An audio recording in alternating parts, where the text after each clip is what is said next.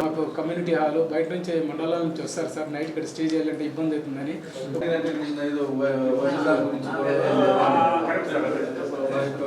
HLC colony Anantapur sir. ఇది 7 number అని కూడా ఇచ్చాను సార్ నేను.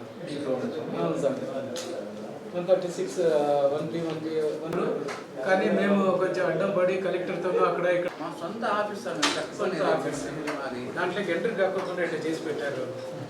అదొకటి. ఈ గవర్నమెంట్ వస్తూనే దాన్ని సార్ మాకు చెందకోకుండా దానికి ఒక సివిల్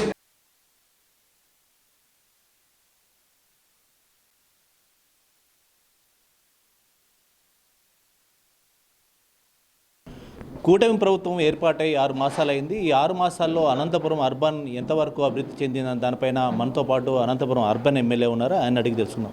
సార్ చెప్పండి, మొత్తం ఇప్పుడు కూటమి ప్రభుత్వం ఏర్పాటై 6 నెలల మాసమైంది. ఇప్పటికి 6 మాసాల్లో మీరు అనంతపురంలో అర్బన్లో ఎటువంటి సమస్యలు గుర్తించారు? ఇప్పటివరకు ఎన్ని పూర్తి చేస్తారు? ఇంకా పూర్తి చేయాల్సిన ప్రధానమైనవి ఏవి ఉన్నాయి? ఇక్కడ అనంతపురం అర్బన్ నియోజకవర్గంలో మా ముఖ్యమంత్రి వర్యులు ఛార్జ్ తీసుకున్న తర్వాత మొట్టమొదటిగా 5 సంతకాలు చేయడం జరిగింది. దానిలో ముఖ్యంగా పెన్షన్స్ పెంచడం, 3,000 నుంచి 4,000 రూపాయలు పెన్షన్స్ పెంచడం జరిగింది. గత ప్రభుత్వంలో 2,000 నుంచి 3,000 రూపాయలకు తీసుకొని రావడానికి దాదాపు 5 ఏళ్ళు పట్టింది. మా ముఖ్యమంత్రి వర్యులు నారా చంద్రబాబు నాయుడు గారు ముఖ్యమంత్రి ఛార్జ్ తీసుకున్న తర్వాత కేవలం ఫస్ట్ రోజు ప్రమాణ స్వీకారోత్సవం రోజే 5 సంతకాలు పెట్టింది. మొట్టమొదటిగా పెన్షన్స్ది. దాంట్లో భాగంగా 1,000 రూపాయలు, వికలాంగులకు 6,000 రూపాయలు, అలాగే ఇతరత్ర వ్యాధులు ఉన్న వాళ్ళకి 10,000 రూపాయలు కొంతమందికి, 15 రూపాయలు కొంతమందికి.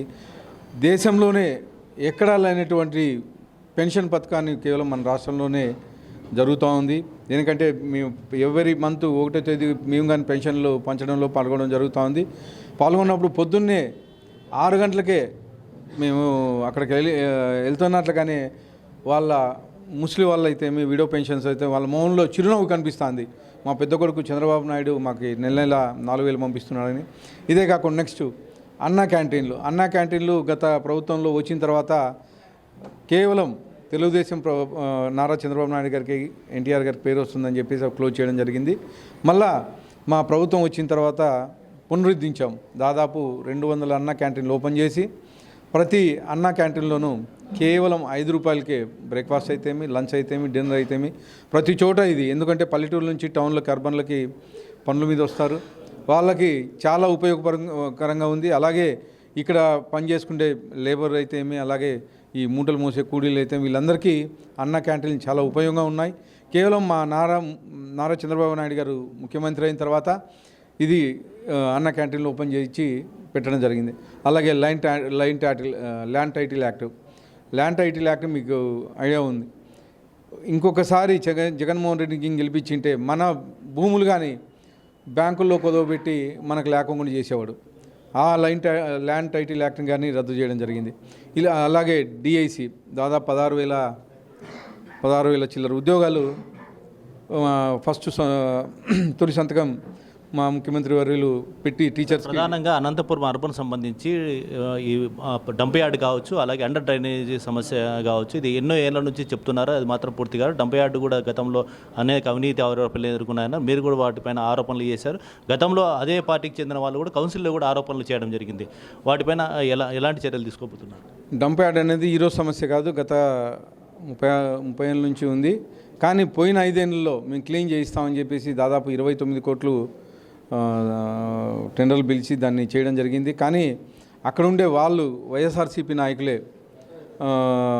గతంలో అనేక అక్రమాలు జరిగాయి డంపింగ్ యార్డ్లో అని చెప్పేసి తెలియజేయడం జరిగింది.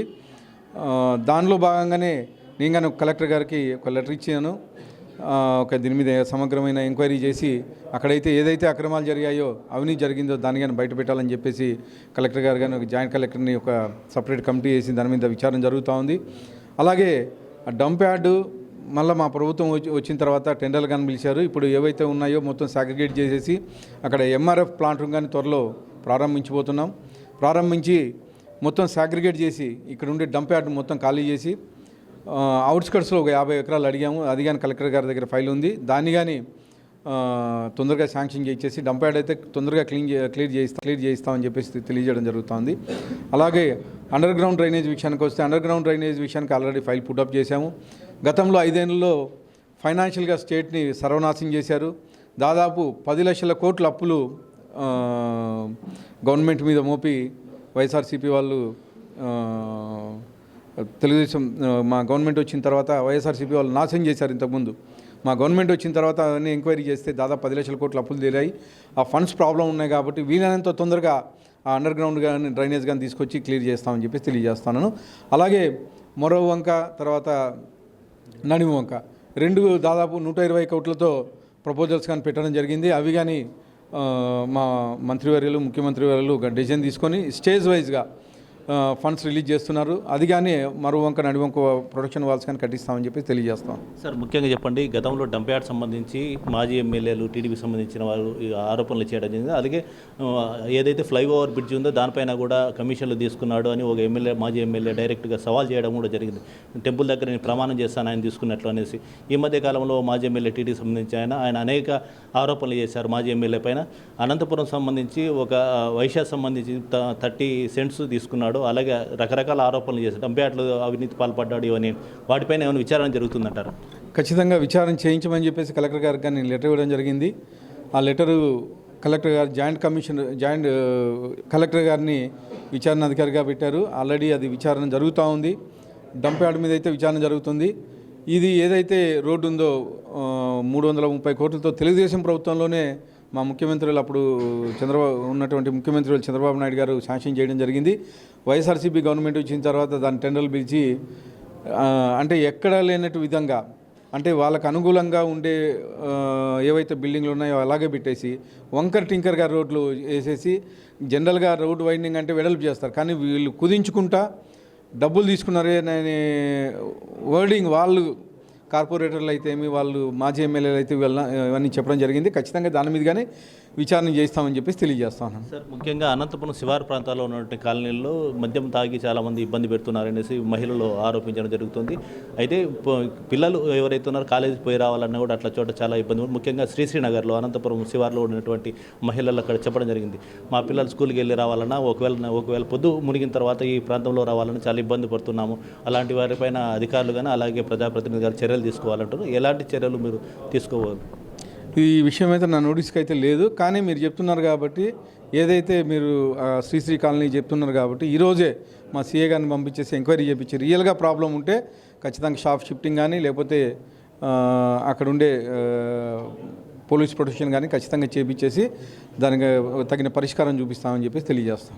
సార్ ఇంకా 4 సంవత్సరాలు మీరు ఇంకా ప్రభుత్వం ఉంటుంది. మీరు ఇంకా ఎలాంటి అభివృద్ధి కార్యక్రమాలు అనంతపురం చేయదలిచారు? ఎలాంటి ప్లానింగ్తో ముందుకు పోతున్నారు? ఇప్పుడు ఏవైతే మేము మా ముఖ్యమంత్రి నారా చంద్రబాబు నాయుడు గారు మాట ఇచ్చారో అవన్నీ దశల వారీగా ఒక్కొక్కటి డెవలప్ హామీ ఇచ్చినవి ఏవైతే ఉన్నాయో అవన్నీ అమలు చేసుకుంటూ వెళ్తున్నాము. ఖచ్చితంగా ఏవైతే మేము ఇక్కడ అనంతపూర్లో చేయిస్తూ ఉన్నామో డంపింగ్ యార్డ్ అయితేమి, అండర్ గ్రౌండ్ డ్రైనేజ్ అయితేమి, అలాగే మరో వంక ప్రొడక్షన్ వాల్స్ అయితేమి, అలాగే ముఖ్యంగా ఈ స్ట్రీట్ లైట్స్, వాటర్ ప్రాబ్లం ఇవన్నీ ఏవైతే మేము మాట ఇచ్చామో ఖచ్చితంగా 4.5 సంవత్సరాల్లో అభివృద్ధి వైపు తీసుకెళ్తామని చెప్పేసి తెలియజేస్తాం. Okay, thank you sir. Anantapuram urban సంబంధించి ఏవైతే చంద్రబాబు హామీలు ఇచ్చాడో వాటిపైన ఖచ్చితంగా మేము చర్యలు తీసుకుంటాము. అలాగే రోడ్లు కానీ, స్ట్రీట్ లైట్లు కానీ, అలాగే నడివంక మరువంక ప్రొటెక్షన్ వాల్ కానీ, అలాగే డంపింగ్ యార్డ్ సంబంధించి కూడా ఖచ్చితంగా చర్యలు తీసుకుంటామని చెప్తున్నారు. అనంతపురం గతంలో జరిగినటువంటి మాజీ ఎమ్మెల్యే చేసినటువంటి అవినీతి ఆరోపణలపైన ఎవరైతే చేశారో టీడీపీ నాయకులకు సంబంధించి ఆ నాయకులు చేసిన దానిపైన ఇప్పుడు కూడా అధికారులకి ఇప్పటికే మేము చెప్పడం జరిగిందని చెప్తున్నారు. ఖచ్చితంగా ఆ అవినీతి ఆరోపణలు చేసిన దానిపైన అధికారులు చర్యలు తీసుకునే విధంగా మేము ఖచ్చితంగా దానిపైన ముందుకు పోతున్నాం. అలాగే అభివృద్ధి పైన మాత్రం ఎక్కడ మేము ప్రసక్తే లేదు. ఖచ్చితంగా డంప్ యార్డ్ కానీ అలాగే అండర్ గ్రౌండ్ డ్రైనేజ్ కానీ ఖచ్చితంగా పూర్తి చేసే దిశగా మేము ముందుకు అడుగులు వేస్తున్నామని అనంతపురం అర్బన్ ఎమ్మెల్యే దగ్గుపాటి వెంకటేశ్వర ప్రసాద్ చెప్తున్నారు. కెమెరామెన్ రమేష్తో నాగేంద్ర రెడ్డి, ప్రైమ్ 9 న్యూస్, అనంతపురం.